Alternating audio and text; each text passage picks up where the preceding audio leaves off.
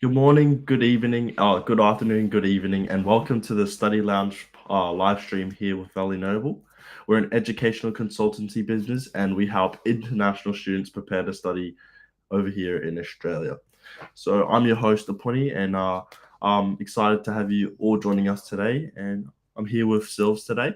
So, Hey everyone, how you how are you going? going? How are you, Punny? Yeah, I'm good. I'm good. Just busy week and just work. Yeah, yourself? Yeah, doing good. It was a little bit of a cooler one this morning, but we're ready to get going. We also have a little co-host here. You can't see him, but he may pop up halfway through and block the screen. We won't know, but it's great to be here with you all. Hope you're all having a great midweek. So we're already in Wednesday, or wherever you are, maybe Tuesday out there. But great to have you this morning. Good to see you, Punny. So, we have a great show lined up today. So, sit back and relax and, you know, enjoy. So, Awesome. before we get started, I just want to extend a warm welcome to all the viewers joining us from all around the world. And, I just like to extend my appreciation to you all. And, just to show my support for joining us today. Thanks, Punny. So today we're going to be discussing a really important topic, and that's around the barriers of that international students face when accessing mental health and therapy services here in Australia. So, they have a unique set of presentations coming from a different country, maybe with a background English is not is their second language. So mental health is crucial, and we do want to highlight the importance and the need to help our international students out there be able to access mental health and therapy services so they can have a better journey and keep continuing their well-being. Absolutely, selves. Mental health is something that affects us all, regardless, of where we come from. However, being an international student, it comes with its own set of challenges, and it can impact the students' ability to access certain things, engage with, mental health services. So let's dive into some common barriers that are faced by international students. Okay, thanks, Punny. Probably our first barrier would be the language barrier. So, most of you, or many of you, I should say, would come from countries who speak other languages, and English is not your first language. So, being able to ask for help, being able to express your feelings and know what you want or what you're looking for is something that is a barrier that the language barrier that you face. So I know asking for help around mental health and therapy services is hard enough even for us as native English speakers. So we understand that the language barrier for you guys will be tenfold. That's right, Sylvia. Additionally, the stigma around mental health is also another significant barrier. Some cultures view seeking help for mental health as a weakness, which can prevent students from seeking support that they need. Yeah. Also, the the stigma around men not seeking help.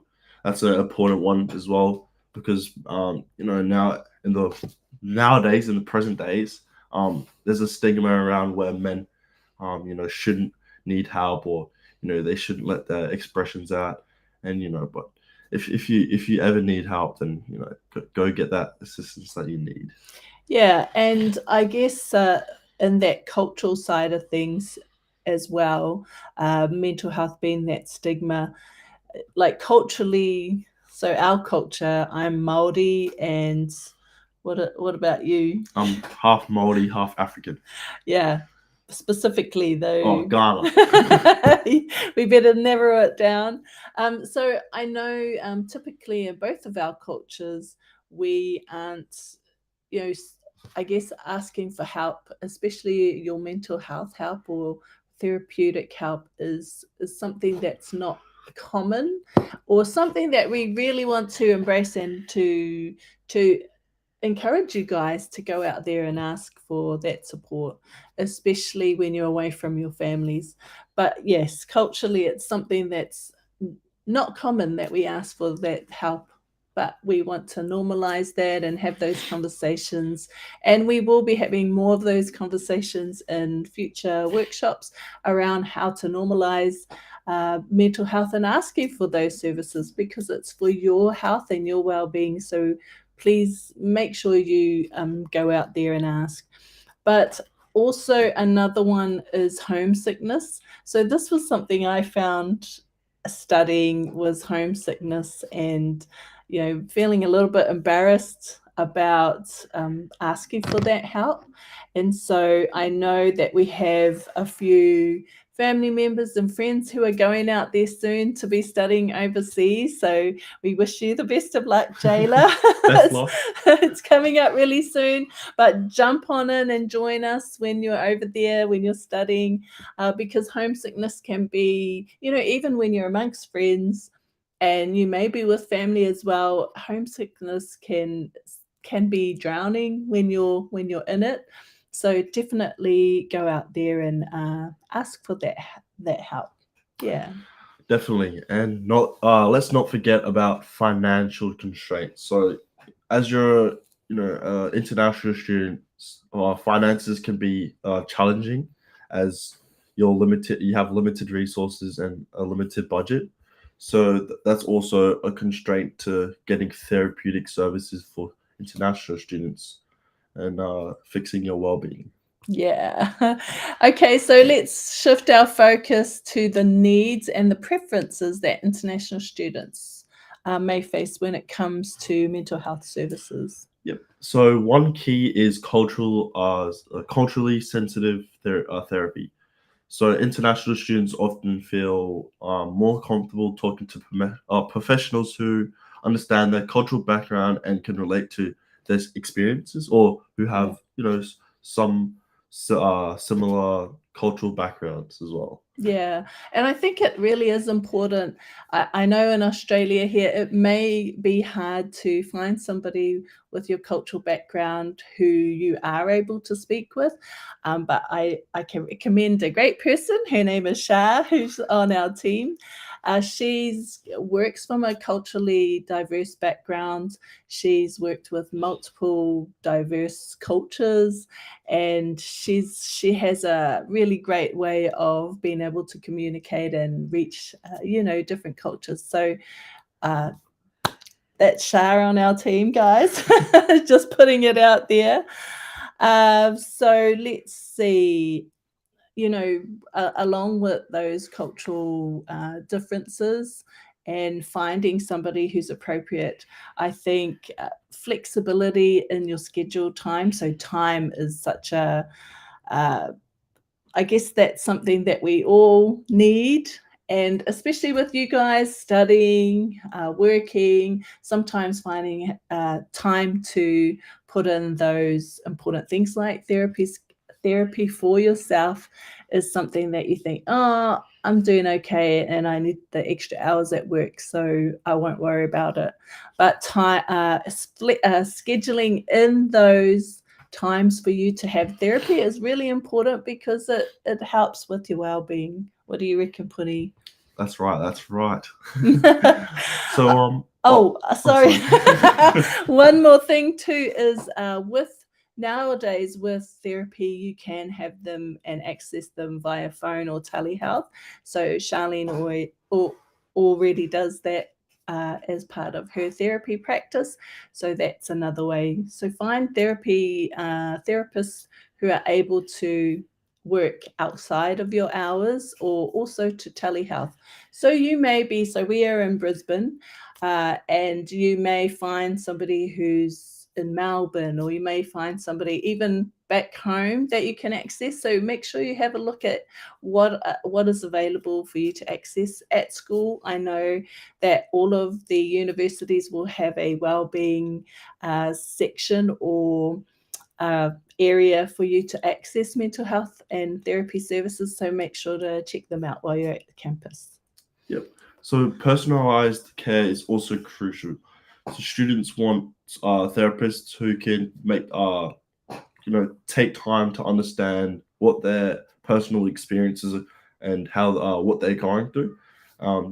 Some individuals might have different challenges and circumstances, so getting that help that from a therapist who understands where they're coming from and understands their needs is a good one for students. Yeah. I think also it's important to ensure you can access therapy services that you need. So collaboration between universities and mental health organisations. So that's something really on our end that we really encourage universities, if one of you are watching, but we do encourage when we see clients who are students, who are international students, is to go back to your uni and sort of have a look if there are those services there for you. If there aren't, then you can, definitely we are here for you in that respect as well. What else can students have a look at? Education and awareness campaigns can play a role in reducing stigma and encourages students to feel to seek help without being ashamed or embarrassed of getting the help that they need. Yeah, that's true. Those campaigns are really important, and we do encourage you guys to go ahead and join those. I know we've been at different forums and workshops where we talk about, how you can, different strategies that you can do as a whole, as a group, as a individual, and sort of on that micro level. So it's really important to have a look if there's, any forums that are going around. And if you are somebody who advocates for mental health and therapy, maybe you could have a workshop where you're presenting as well. But we do encourage you to go ahead to those.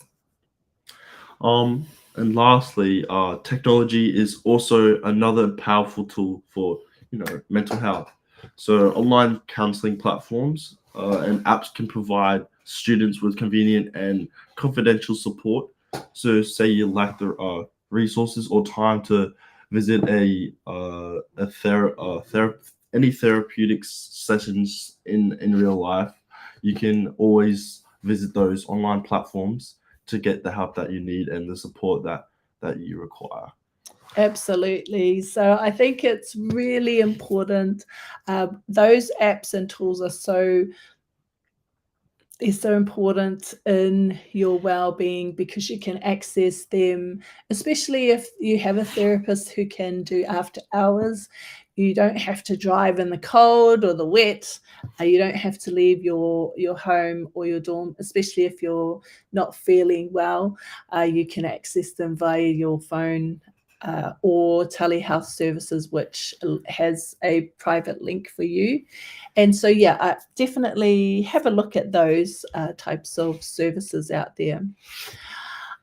Pretty much, I think I'm just trying to see if we missed anything, but I think that's I think we've covered everything. yeah. And I mean, don't forget as well, if you do have comments or if you want to share some of the experiences that you've had as an international student accessing therapy services, please share in the comments below. We are on day 24, so we have 6 days left to finish our 30-day challenge. After that, we will be providing more follow-ups, more interviews, as well as posts, but we won't be doing these full-on 7 a.m. Brisbane time lives. But it has been a really exciting journey, I guess, to get to this point, to day 24. I didn't think we would make it to this far, but I'm so proud of my team for sticking it out and for jumping in every morning. Way to go. Oh, and here's our little mate here. But we have come to the end of our live stream at the Study Lounge with Valley Noble. So we thank you so much for joining us. And as a close, remember to stay connected and keep exploring the endless possibilities that lie ahead. And also from our live stream today, we encourage you to go out and access those therapy services. And I know there are those barriers that you may face, right? But it's important to go out there and jump in and have a look and access those for yourself to ensure your well-being during your study here in Australia. Or if you know somebody, somebody is struggling, go ahead and say, come on, let's go with them and encourage them to access those therapy services. But if you have any more questions and you want to stay engaged with Valley Noble, please feel free to follow us and subscribe to our channel and give us a like. And thank you very much. But until we meet again, take care, stay safe, study hard, and remember you are all truly noble. Thanks, Selbs. Awesome. We'll catch up with these later.